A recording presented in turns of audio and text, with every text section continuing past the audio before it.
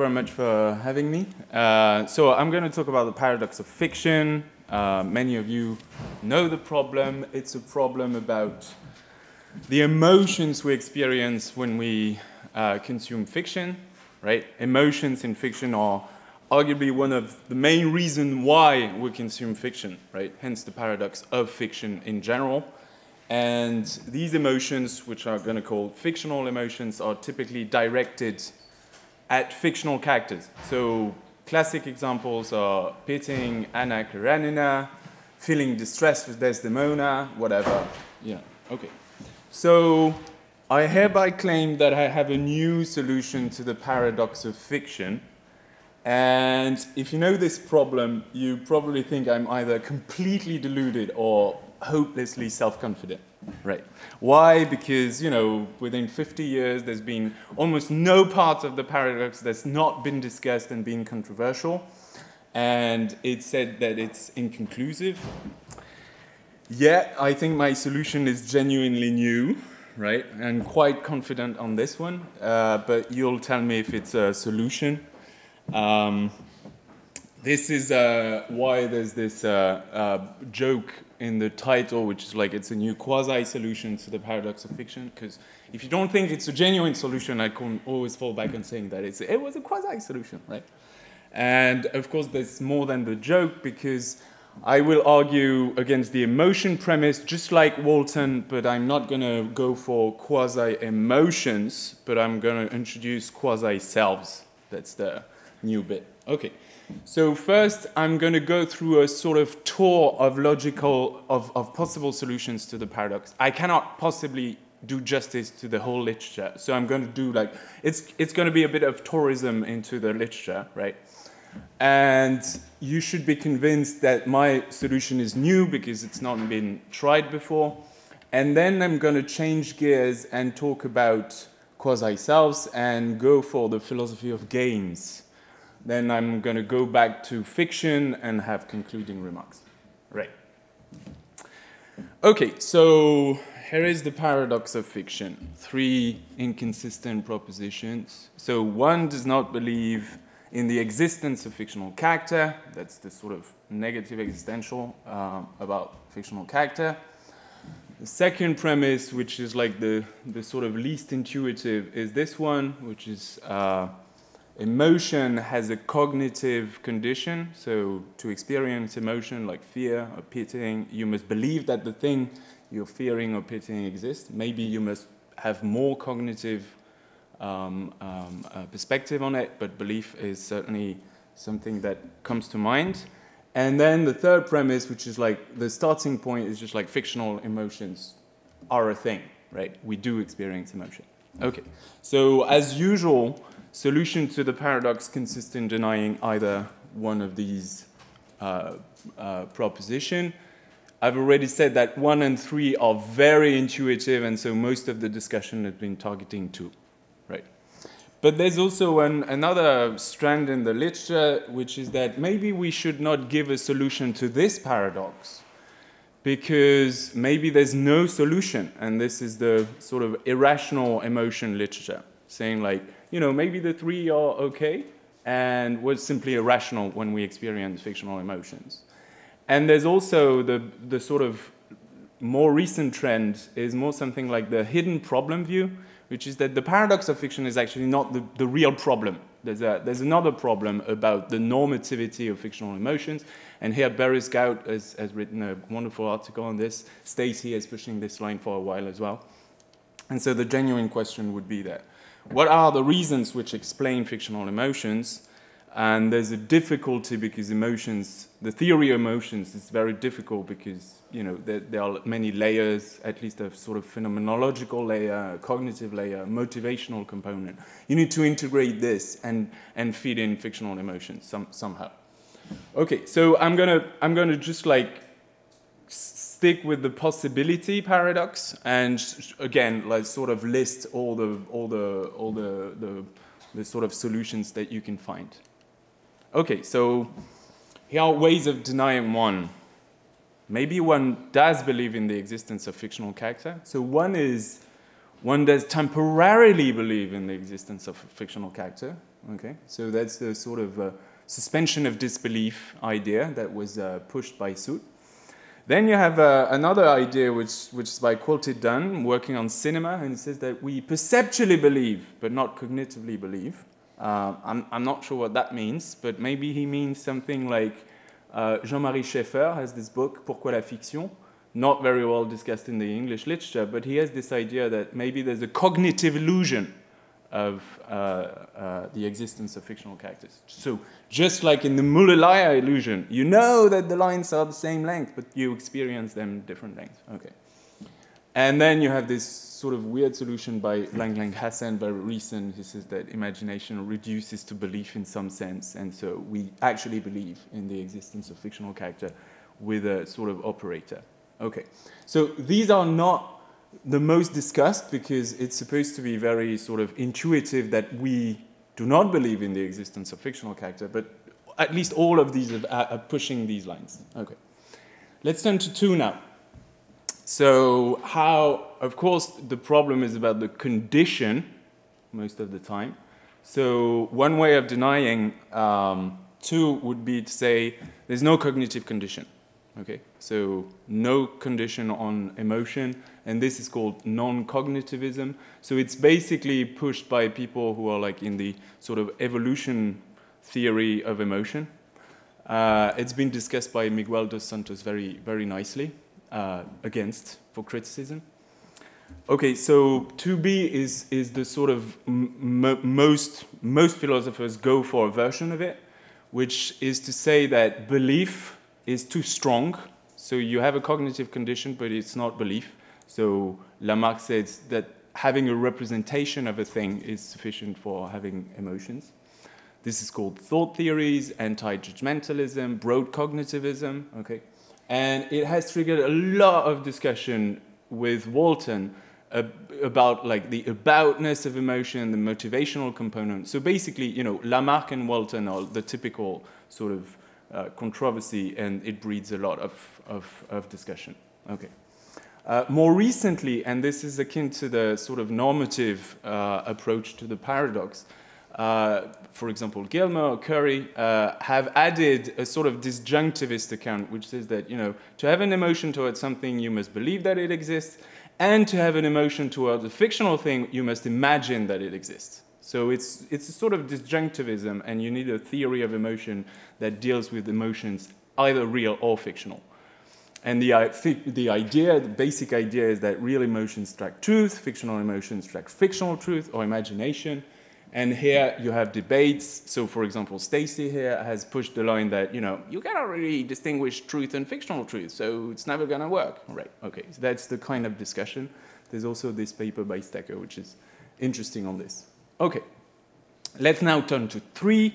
3, Walton, you should think of Walton, but there's also a nice one which is like completely, like, sort of not discussed because it seems completely irrelevant, but it exists, which is that, you know, you deny that you have emotions towards fictional character. Maybe you have emotions towards real people we associate with fictional character, right? This exists in the literature, but it's supposed to be like, you know, completely phenomenologically at odds with what we think about fictional emotions. And then, ta-da, Walton, he introduced this quasi-emotion thing, right? And he denies 3 by saying, no, one does not experience emotion, one does experience quasi-emotions. And then the question is like, what are quasi-emotions, right? Okay, so there are ongoing sort of, you know, debates about what Walton's view is. You can see Stacy's recent review on this.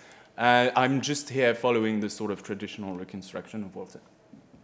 Okay, so let's take stock. So I've just shown to you that in the paradox of fiction, at least all of these are controversial, right? Of course, like, if you delete fictional character, because it's just like, we're not going to argue about what are fictional characters, it seems that everything has been discussed, right?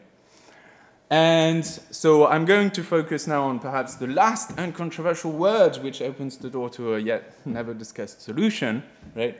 And this word is one, okay? And it appears in the 3 premises.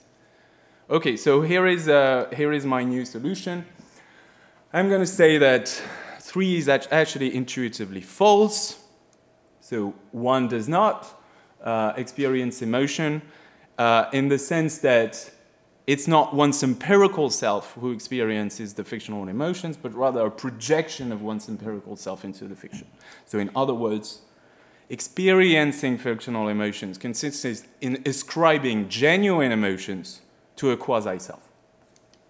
If you don't like quasi-self, I don't really care about the label, like projected self, simulated self, imagined self, whatever. I'm going to talk about this later. The general idea is that fictional emotion triggers a sort of split personality mechanism.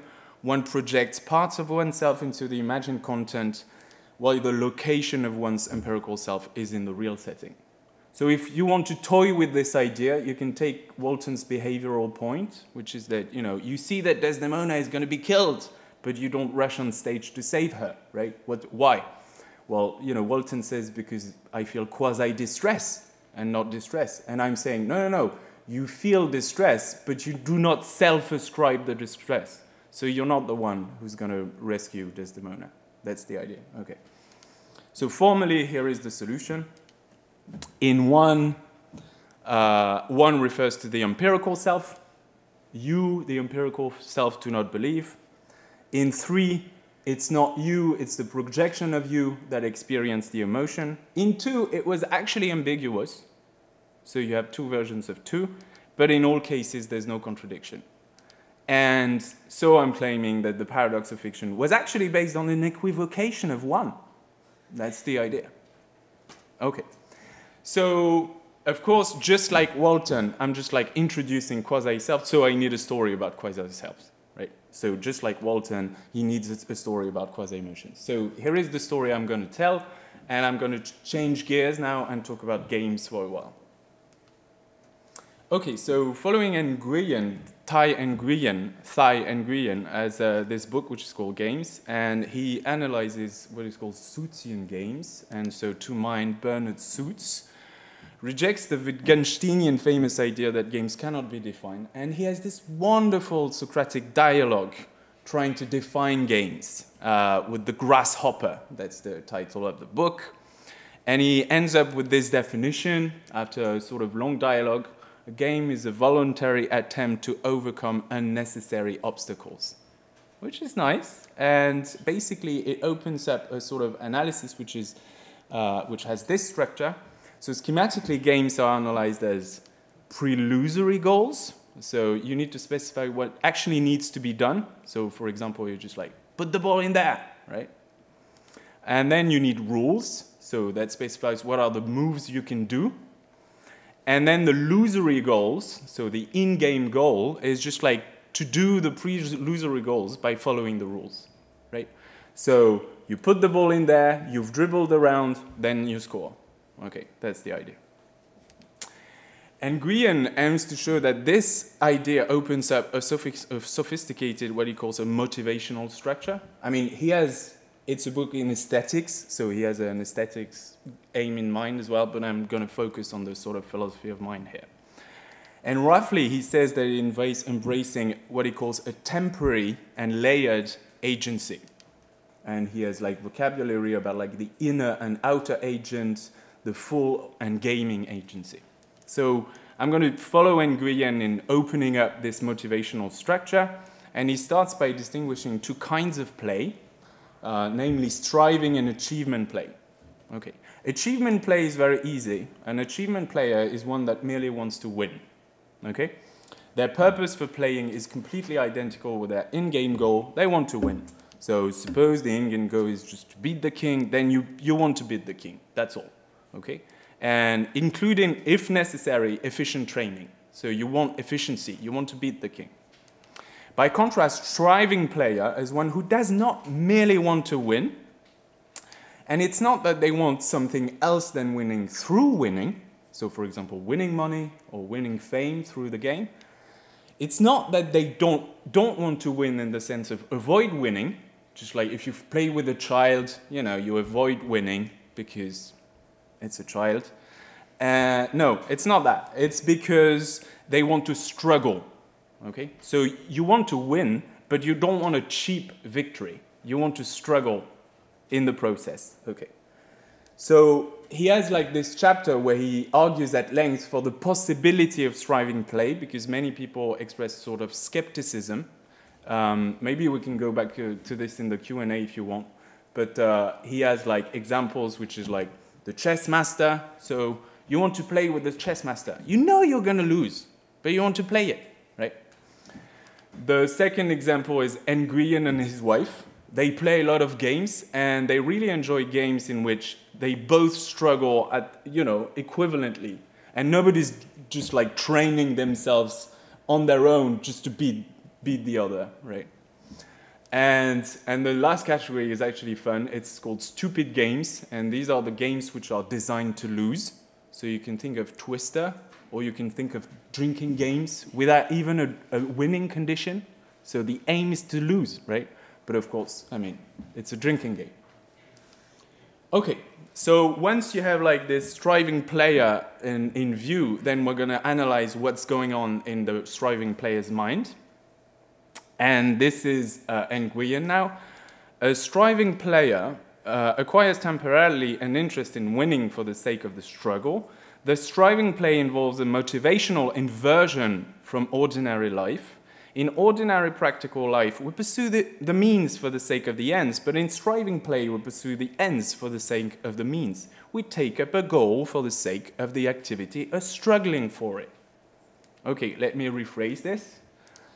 Practical life, you set up the goals, these are the enduring ends, and you find ways to achieve the goal. And if you can find shortcuts, if you can be more efficient, you're at least always tempted to take the shortcuts, right? In gaming life, striving play, you first set up the rules which are inefficient. They are like unnecessary obstacles. You have to dribble around. What's that? Like, you know, it's very inefficient. But of course, then you want to achieve the pre-illusory goals, and the end is like struggling. So you set up the ways and before the end. That's the idea. Looking for more efficiency here is completely irrelevant, and that's the sort of inversion with practical life. Okay, now what are these two layers of agency? In striving play, the inner layer involves taking on motivations to succeed in the game's term, to win, and to win by achieving whatever the game specifies as the goal. The outer layer involves those motivations which brought us into the game in the first place. So an interest in aesthetics, fun, fitness, whatever. Okay, so you have the two layers, and one is embedded in the other. These motivations of the inner layer are justified by the motivations of the outer layer, right? But that justification isn't phenomenologically active during the game. We do not hold both layers in the forefront of our consciousness. We hide our larger reasons from ourselves from a time. And this is why it's called self-manipulation. And he has like, a lot of things to say about this, right? So here is the sort of, in sum, the conclusion, or like the sort of last quote to describe striving players. Striving play involves a complex process of agential layering where the players create and deploy temporary agency nested inside their primary agency with its own particular ends and modes of practicality. And it's important to think of this as a layered agency rather than a changed agency, since the temporal agency is still under the justification thumb of the overall agency, right? You can always quit the game if it's not fun or like you don't struggle enough. That's the idea. Okay, so now I'm going to take this and move it to fiction. Okay, here how it goes. I'm going to focus on linguistic fictions. I'm going to follow Walton. Novels are props in a game of make-believe, and the important word here is game, of course. Yeah. So we play with the props and ourselves. And I'm going to argue, actually, that fiction spectators are striving players. And this is very easy to argue because, you know, there's no winning at stake when you read a novel. I mean, maybe whodunits are just like, maybe there's a marginal case of like winning in reading. But most of the time, there's no winning. Okay, there's not even a winning condition. You just read. The disposable end now is, so there's no winning, there's nothing you should do to win, But what the end you should adopt is being curious about the fictional characters, events, and so on. Okay? So in a way, reading a fiction is like a knowledge game. When reading a fiction, you need to play at being interested in learning about the plot. If you're not interested, just, you know, it doesn't work. Like, just quit reading. So you need to be interested, right? And just like collecting tokens in a board game, this interest is disposable, so you don't care about like Monopoly money after Monopoly, right? When you close the book, your interest for the fictional characters is just like, you know, left on the side as well. The rules now are very simple. You just read from the beginning to the end in order, right? That's the rule. Very easy. And then the idea is that fictional emotions will be the sort of typical moves in the game. They are ascribed to this temporary agent, fictional agent, and this is a temporary layered agency. Okay, so you have everything in place for incluents to apply in here. Now, of course, perhaps you might think that the analogy is a bit thin. Okay, so maybe the analogy breaks down because there's a big difference between interactive fiction, which was Nguyen's aim, and contemplative fictions, games, and fictions are typically contemplative. Okay, so the idea is that in an interactive game, being moved and making moves go together, okay? In fiction, one is moved, but one does not move. And this is just a sort of rephrase, if you know the literature, it's just like, there's the emotion phenomenology without the motivational component. And that's, how is that possible? And that was the problem in the first place. And the answer is going to be that the quasi-self is located at the fictional periphery, right? So here is the third piece of the puzzle that I'm going to bring. So the fictional periphery, to mind, is not another fictional world, but it's sort of an invisible setting inside the fictional world. And here, Théophile Gautier has a very nice quote. L'écrivain qui fait un roman porte naturellement au doigt l'anneau de Gigès, lequel rend invisible. So when the novelist is just like Gyges, and his ring is just invisible in the middle of things, right? So I'm going to tell you a bit more about this fictional periphery, building on what Stefano Predelli says. So take Jane Austen, heterodiegetic narrator. Emma's teller not only never crosses Emma's path, but in principle he is prevented from doing so, since in some sense that teller and that lady fictionally inhabit different domains. They're invisible. They're just in there, invisible. Yet there is semantic overflow. So that boundary between the sort of core fiction and fictional periphery, though inevitably in place, is also a porous frontier. Emma's fictional teller cannot fictionally kiss that handsome young lady or kick her father, yet fictionally he can speak of them, or he can do so by means of using their names. And the idea is that fictional emotion is going to be what happens at the other end of the telling, and it's going to be about the narrative, the sort of heterodiegetical narrative, if you like this terminology. A contemplative game or fiction is one where the narrative is located at the periphery. This explains the being moved without moving. I mean, you can't move. It doesn't change anything to the fiction, right? And so the rules of the game prevent from acting out our emotions as opposed to what's going on in the game. Okay, let me conclude. Putting all the pieces together, right? Start with Walton. Take seriously the idea of a game, go to suits, and Nguyen's and interpretation of suits. There's this sort of temporary layered agency, and to see this, you need to go to striving play because this is very conspicuous. You know what's going on because the inner agency goes for winning and the outer agency goes for struggling. Okay, the empirical self and the quasi-self. In contemplative fiction, the agency is then reduced to a minimum, being placed at the fictional periphery. Okay, so Walton, Nguyen, Predelli, you put this together.